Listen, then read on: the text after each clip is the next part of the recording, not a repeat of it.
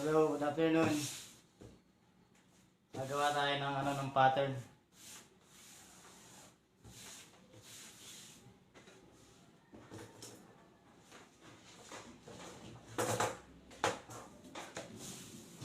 Pattern ng t-shirt. So basic pattern ng t-shirt. Tuturo ko sa inyo sa panglalaki at pangbabae. So basic muna tayo para hindi kayo malito. So kailangan matutunan nyo yung basic niya. Una gagawin nyo, mula dito sa taas, iiskwalahan nyo lang siya. So yan, iskwalahan nyo siya. Then guhit lang isang diretso. Yan. Pagkuha niya isang diretso niyan, kukunin nyo yung sukat muna. Halimbawa, yung sukat niya ay kaya niyan. Halimbawa, yung sukat na mula sa taas, kuhanan nyo siya ng sukat. Yung haba ng t-shirt. Kung gaano kahaba. Usually, lagi yan nasa second hips. Ang sukat niyan. So ito, nasa 24. Yung haba niya.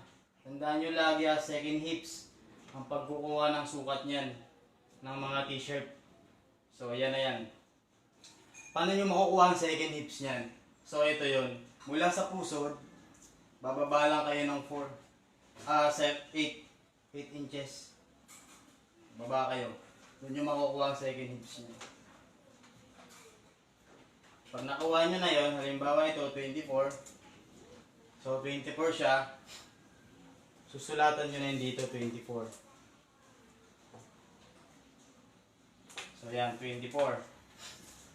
Tapos kunin nyo yung front neck drop. So ang front neck drop usually natin yan ay 4.5 lang. Yung front neck drop, yung lalim 4.5. So gagawa kayo 4.5 din dito. Pang babae ito ginagawa natin 4.5. Tapos pag nakuha nyo na yon, armhole straight. Ito importante, ito armhole straight. So yung lalim ng kilikili yung diretso. So pagkuha ng sukat niyan, nakikita niyo yung pinaka-bust line niya. Sundan niyo lang yung straight niyo yun. Parang gawa kayo ng imaginary line. So lalabas yan dyan kung gaano kalalim yung gusto niyo. So kagaya nito, 7.5. So 7.5 din kukunin niyo. So yung mannequin nito, kung magtatanong yung sukat ng mannequin, ito ay pre-size, medium size, then 5'5" ang height nito. Medium size. So nakuha na natin, armhole straight. Tapos yung sa babae, kailangan may figure yan. So ang figure niyan is mula sa pusod, tataas ka ng 1 inch. Figure yan yung pinaka waistline placement niya. Figure ang tawag yan. Waistline placement. Pero ang tawag yan ay figure. So yan na yan. So ito ay 16.5. So gagawa ka rin dito 16.5. So yan. Yan lang muna yung pag-aaralan. Yung pababang sukat. Pababang sukat. So nakuha na natin yung pababang sukat. Una, front neck drop. Armhole straight. Figure. Then yung length. Sunod-sunod lang pagkuha nyo. Pag nagawa nyo na yon, so kukunin nyo naman yung papunta ng width. So dito na. Ito across shoulder. Yung across shoulder na yan, importante din yan. So kailangan yan, yung sukat ng across shoulder, nakikita nyo yung buto natin dito. Yan. Ang tamang sukat yan, yung buto na yan, plus 1 inch ka. Papunta rito. Yung buto, papunta rito. Plus 1 inch. Pero ang technique dyan guys, yung kili-kili na yan, itutuwid mo lang yan. Straight mo lang. Kagaya nito. Pansin nyo tong kili-kili nito. Straight line mo lang yan. Para hindi ka mahirapan. So yun yung across shoulder na tinatawag. Dulo sa dulo. So ang across shoulder ng pre-size, may sarili kasi akong sukat, is 13. So hahatiin mo lang siya. 13. So ang kalahati ng 13, 6.5. Kalahati lang. Yun yung across shoulder. Tapos, kunin nyo yung neck width. Yung distance niya. Yung dito sa may liig na to. Ito, neck width. Ito, neck width. Yan, kukunin nyo yung sukat yan. Bahala kayo sa distance. May mga design kasi na iba-iba yung layo nito. So, ang pinaka-standard niya, pang t-shirt, ano lang yan, 7 lang. Pinaka-standard yan. So, kalahati pa rin ang kukunin mo. Kalahati ng 7 is 3.5. So, itong pattern na ginagawa natin, kalahati lang to. So, yan na, nakuha na natin. No? Pag nakuha nyo na yan, yung mga ginuhitan nyo dito, nung pababa, straight line nyo yan. Gaya nito. Front neck drop, straight line. Tapos itong armhole straight, diretso nyo rin. Yung figure nya, yan, diretso nyo rin. Tapos yung laylayan, diretso nyo rin yan. So, pag na-diretso nyo na yan, kukunin nyo na yung sukat. Kagaya nito, kukuha din natin yung sukat ng bus line. Kagaya niya. Ang bus line niyan guys, pag kukuha kayo ng sukat, bilas. Pag pambabae, isang daliri lang yan mula dito sa may ano. Yan. Isang daliri lang siya. So, papasukan nyo lang ng isang daliri. Kagaya na ito, 33. Kagaya niyan, halimbawa ito. O, papasok yung isang daliri. Kita nyo ba? O, ganyan lang siya. Pasukan yung isang daliri lang. So, yun yung pagkukuha ng sukat niyan. Isang daliri. So, ito, 33. So, hatiin mo yung 33 sa 4. Hatiin mo siya sa 4. So, ito medida, no? 33. So, ganyan mo siya. Tapos, 16.5, hatiin mo pa rin. So, lalabas dyan 8 in 1/4. 33. So, yan. Tapos, yung waistline niya, kung halimbawa may sukat kayo, 26, pwede nyong hatiin din yun. 26. Divide 4 siya, divide 4. So, 6.5. Ito naman, yung baba dito, yung pinakasukat ng bus line, dagdag na lang kayo dyan. So, halimbawa ito 8 in 1/4, o gawin nyo na lang 9. Kailangan medyo malaki ito kaysa dito sa bus line. So, yan na, no? Ito ang diskarte dito sa paggawa ng shoulder. Guguhitan nyo siya ng diretso. Tapos mula dito sa taas, baba kayo ng 1/2 inch. Pwede ring 3/8. Bumaba kayo dyan, ito na yung pinaka-imaginary line. Imaginary line. So, magtataas kayo ng 3/8, magbaba kayo ng 3/8.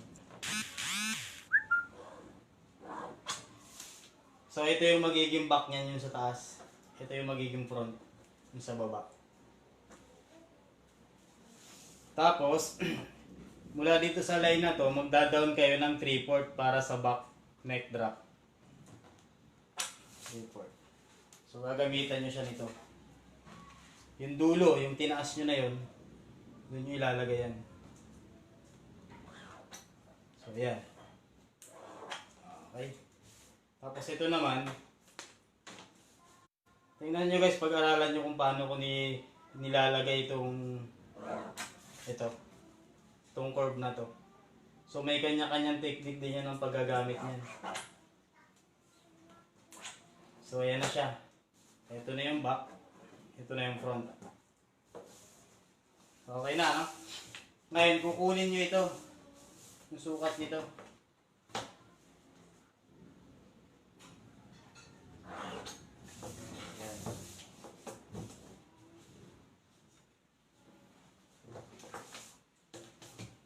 Ito pinakamadali. Kuha kayo ng imaginary line. So ganun din, pwede rin ito, pwede nyo itong gawin. Imaginary line muna kayo. Tapos tsaka nyo siya balikan. So gagandahan nyo na lang. Kagaya na ito, i-smooth nyo siya. So kunin nyo pa rin yung sukat na gusto nyo. Ayan.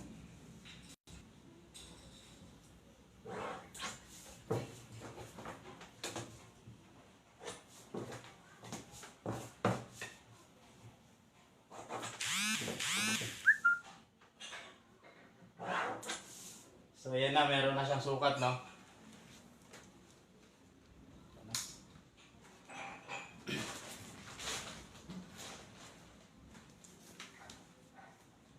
Ayan, meron na siyang sukat. So, yung armhole naman ang babanatan natin. Yung armhole niya, ay, ito muna.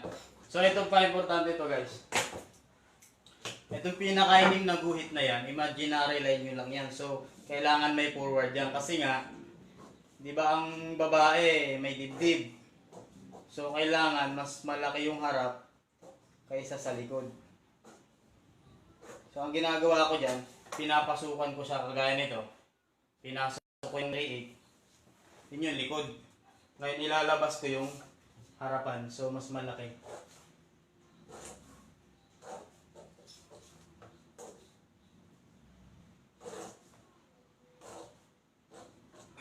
So, ayan na siya. So, ito yung magiging front. Ito naman yung magiging back. So, yung front yung mas malaki. Yung back yung maliit. Tapos yan, okay na yan. O, ito gagawin nyo. Yung front nito, tsaka ito, nasa labas na ito, yan yung pagtasamahin nyo ng ganyan. Yan yung ilalagay. So, paano maglagay ng placement niyan? Ito yung guys, para hindi kayo maligaw. Yung guhit nyo na yon, across shoulder, straight line mo siya. Pag nagawa mo ng straight line, so ito na ang gagamitin mo. Kailangan nakapasok siya sa guhit. Yan, kagaya niyan. So, yan. Pansin nyo, di ba? Nakapasok. Ito yung guhit niya na pula. Nakapasok siya dito. So, dulo lang niya, tsaka dulo nito. Yun lang ang guguhitan mo. So, yan yung front. Diba, nakapasok siya. Yung back naman, ganoon din ang gagawin mo, pero dun sa taas na, sa taas, dulo. So, nakapasok pa rin siya, pero hindi ganun kalaki yung pasok. Kasi dapat konti lang. So, yan, tatapat mo lang siya dyan. Pansin nyo, konti lang yung pasok. Ganyan lang siya. So yan, may ano na tayo. May front and back na tayo. Ngayon tuturo ko sa inyo kung paano ilabas to. So ito pa yan guys, yung pinakalaylayan. Kasi usually sa babae, kailangan sexy, maganda yung korte. Ito mo. Mula dito sa dulong line na to, tataas ka ng 3/4. 3/4, tataas mo siya ng 3/4. Tapos, dun mo siya itatapat. Kailangan may shape.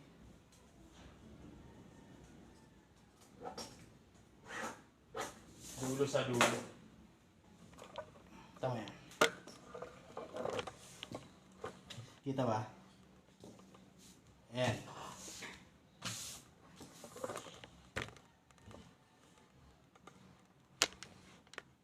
Kita nyo ba? Kita eh. Yan. Yan.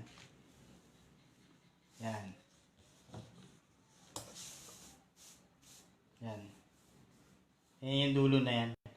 3/4 yan. Mula dito sa baba. Tinaas ng 3/4. Tapos guguhitan nyo. Ito yung back. Ito yung front. So yan. So yan na. O, meron na tayong damit. Papakita ko sa inyo kung paano natin ilalabas siya. So ito lang yan.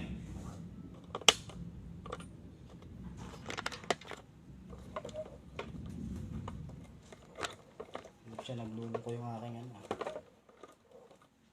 So yan. Kukuha kayo ng isang papel.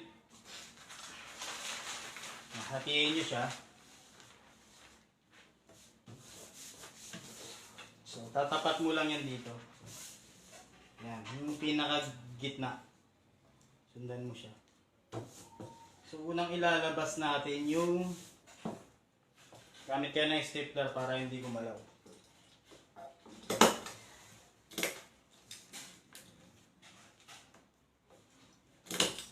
So labas natin yung ano. Labas natin yung front. So yun, pag lalabas nito guys, yung front, yung linya ng front, yun lang din ang guguhitan nyo. Kagaya nito. Ito kukunin natin yung front.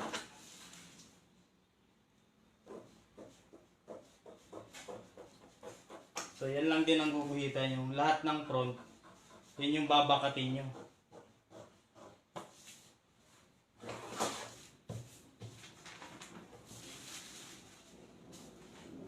So yan.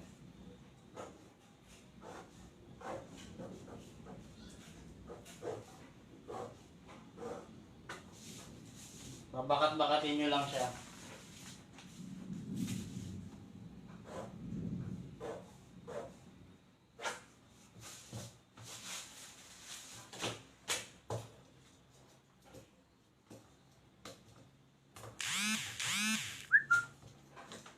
Guys, share nyo yung video para marami yung mas makakita. Para marami yung matututo. Para dumami yung lahi natin. Yan, kagaya yan. Nagawa na natin, no? So, babakatin natin yan para may labas talaga natin yung totoong pattern yan.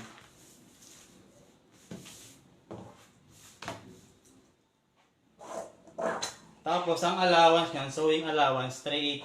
Lalabas nyo ng 3/8. So, bakatin nyo yan.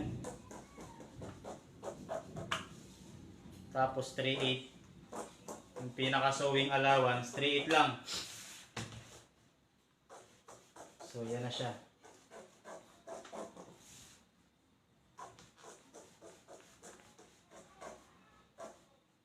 So, yan. Tapos, lagyan nyo ng palatandaan. Ito front to, di ba? So, mula dito sa taas, baba kayo ng 3 inch. Para sa sleeve, palatandaan ng sleeve. Mamaya, gagawin natin yung sleeve. Continue natin sa sleeve. Para may isang set kayo. So, ito, may korte ito yung damit na to na pambabae. Pwede nyo naman siyang bawasan, tanggalan ng korte. Medyo straight nyo lang ng konti.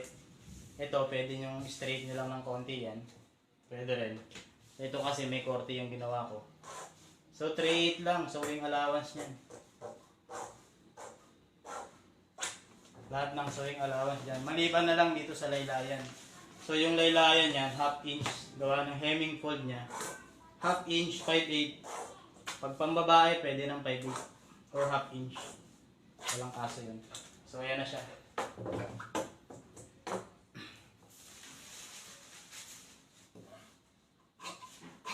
Gupitin nyo na.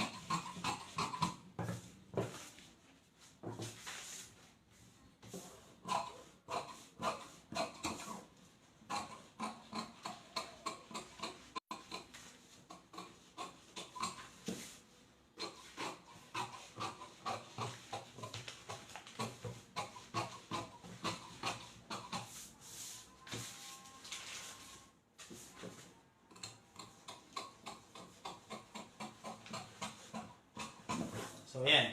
May pattern na tayo, di ba? Ito yung front. Front pattern. Tapos, lalagyan nyo ng palatandaan siya. So, para yung guide naman ng mga nagtatabas, lalagyan nyo ng arrow. Kagaya niya. Front body. Times 1. Ibig sabihin, isang peraso. So, ganyan. May arrow kayo lagi para pag nilatag nila, sa cutting, ibig sabihin nakatayo. Hindi nila pwedeng ilatag na ng kaganyan kasi mali yun. Kaya yun yung pattern, may arrow. So lahat ng gagawin yung pattern, kailangan may arrow yan. So yan na yung front. Yung back, ganun din ang procedure niya pag gagawa kayo ng back. Babakatin nyo lang din. So hindi ko na ilalabas yung back. Kasi ganun din naman yun, parehas ng procedure. So sleeve naman, ituturo ko sa inyo sleeve. Ito guys, ang paggagawa ng sleeve. Maraming gumagawa niyan. Maraming gumagawa, pero meron talagang technique niyan kung paano ginagawa ang sleeve.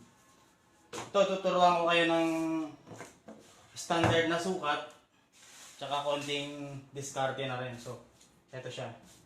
Una, gagawa kayo ng isang straight line. Straight line. Ano, kita ba? Itim na lang. Pag nakagawa kayo ng straight line, kukuha kayo ng sukat. Halimbawa, ang sleeve nyo ay ano, gaya nito.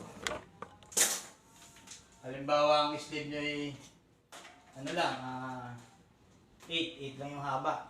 So ito, kukuha tayo ng So yan. 8 inches. Yan, yan yung pinakasukat niya. So pag nakuha na natin yan, magda-down kayo ng 4.5. So mula sa taas, 4.5. 8 yung haba. Magda-down kayo niyan. Yan, sariling diskarte ko yan, tsaka standard. So, ako pa lang siguro ang gumagawa niyan. Tapos kunin natin yung sukat. So yung ginagawa ko as medium yun, 13.5 ang sukat nun. So 13.5. Kalahati niyan ay 6/3. 6/3. So kung 13.5 yan, yung laylayan niyan, kailangan 12.5 lang din. So 1 inch lang yung pagitan. Or 12, pwede rin 12. Walang problema yan. Pero mas maganda 12.5 din. Pero 12 walang kasi yun. Mas okay din. So yan. Kita nyo? So ayan, ganyan. After nyan, ito nga sinasabi ko sa inyo, may diskarte ang paggagawa nito. So yan yung dalawang dulo, no? O, para hindi kayo mahirapan, mula dito sa dulo na yon, pasukan mo lang ng 1 inch. So yan na. Pasok nyo yung 1 inch. Mula dito, pasok ng 1 inch. So ito diskarte niyan, guys. Ito, yung curve na ito, meron namang ibang curve na hindi ganito. So itatapat nyo yan dyan. Ito, para hindi rin kayo malito. Ito, ano yun na rin, straight line. Para hindi tumaas. So yan. Tatapat mo yan dito. Kita nyo yun, yung ginuhit ko na yun. Ito yung dulo, di ba? Oh, ito yung ginuhit ko na 1 inch. So dyan nyo lang itatapat yun. Ganon din sa kabila. So yan. Doon nyo rin tatapat yan. Okay? Pag natapat nyo na yun dyan, di ba ito nakaganto? Babaliktarin mo lang yan. Gaganto mo lang yan, oh. Pak. Oh. Pag ganyan, tsaka mo siya itatapat dito. So yan na siya. So ganyan. Babaliktarin mo siya. So simple, di ba? Easy lang, di ba? Igaganon mo lang. Pak. Pagbaliktad niyan, yung dito na ang bagsak niyan. So yan yung sleeve. Diba?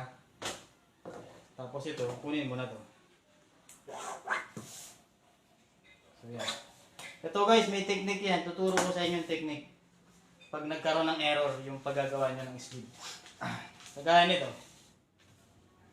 Sukatin natin una yung back. So yung back, ito, tsaka ito. Nasa loob siya dito, nasa labas siya dito shoulder. So, kunin natin yung sukat niya. So, ang sukat niya ay 8. 8, no? Yung back, yung front naman, dito siya, no? Tsaka labas. So, yung front niya ay 8 din. So, parehas. Yan. So, parehas sila ng sukat. Meron kasi niyan usually ayan, parehas na sukat. Yung iba kasi nagiging 7.5 tapos 8 yung likod. So meron nangyayaring ganun. Baka magtaka kayo, meron talagang nangyayaring ganun. Huwag lang lalaki yung harap, ah. Kailangan laging maliit o kaya parehas, pwede yun. So ito na kunin natin para malaman natin kung tama yung ginawa. So ayan.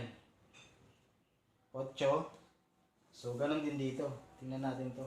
So parehas lang yan kasi parehas lang naman ang ginawa. So ayan, 8 din. So, tama yung ginawa natin. So, lalagyan muna siya ng palatandaan. Ito yung pinakagitna. Tapos, di ba kanina may tres akong nilagay sa front. So, lalagyan nyo rin yan palatandaan. Tres. Ito yung front. Tapos, tres din. So, ito yung back. So, ayan. Babakatin mo na siya. Ilalabas mo na siya. Ganyan paggagawa ng sleeve. Ngayon may technique to guys, tuturo ko sa inyo. So bakatin muna natin to. So yan. Ito naman 1/2 inch. Tapos 3/8 so yung allowance. Ayan.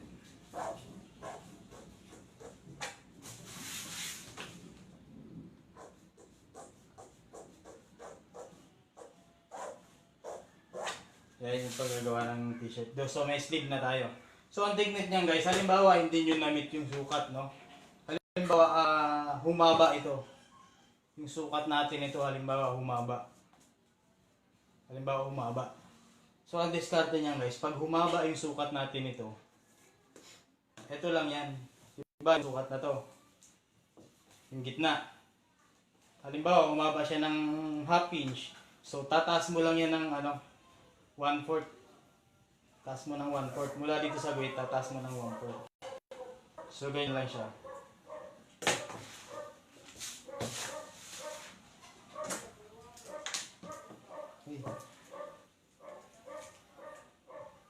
Taas nyo ng 1/4. Pag tinaas mo ng 1/4, itong guhit natin na to, yung tamang sukat, so dito na tatapat yan. Dito na yan. Doon sa may dulo ng tinaas mo na 1/4. So magiging ganyan na siya.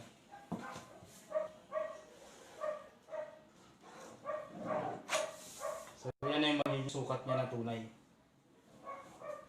Kasi tinaas mo na siya para makuha mo yung sukat. So ngayon, pag halimbawa ang adjustment dyan, itataas mo ito, or either tataas mo to, or ibababa mo siya. So depende sa sukat. Pag humaba ito, itataas mo siya. Kapag siya sukat dito, kapag sa sukat, ibababa mo siya. So yung discount yan, gagawa ka ng sukat.